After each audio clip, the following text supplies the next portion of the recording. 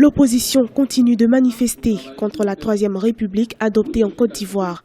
Le Front de refus avait appelé la Cour constitutionnelle à ne pas valider les résultats du scrutin qui avait eu la participation de 42,42% contre 56% depuis le 23 juillet 2000, date de l'entrée en vigueur de la Deuxième République.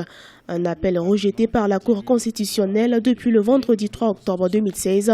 L'opposition a donc annoncé le samedi 4 octobre son intention de saisir la Haute Cour de justice de la CEDEAO pour l'annulation de ce scrutin qu'elle juge illégal. Nous n'avons pas de doute sur le fait que la Haute Cour de justice de la CEDEAO donnera une suite favorable à notre requête, car elle ne dépend pas du bon vouloir du président Alassane Ouattara.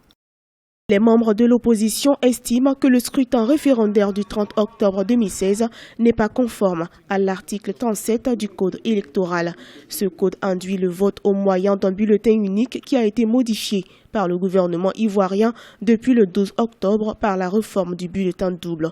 Des réformes qui vont à l'encontre du protocole d'accord numéro 2 de la CEDEAO, selon lequel aucune modification constitutionnelle ne doit être faite dans les 6 mois qui précèdent un vote.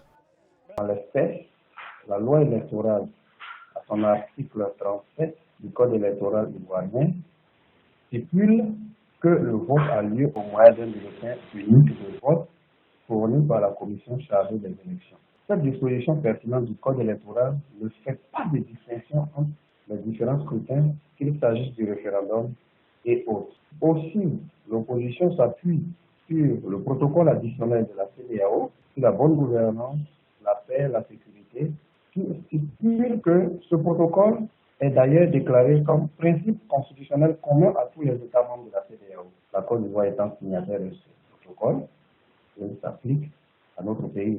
La section 2 va plus loin en disant que pour les élections, à l'article 2 alinéa 1, la section 2 stipule qu'aucune réforme substantielle de la loi électorale ne doit intervenir dans les 6 mois précédant les élections sans le consentement d'une large majorité des acteurs politiques.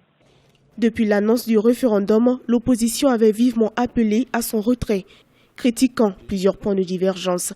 Le projet de la nouvelle constitution a cependant été adopté à 93,42% pour le oui et 6,58% pour le non.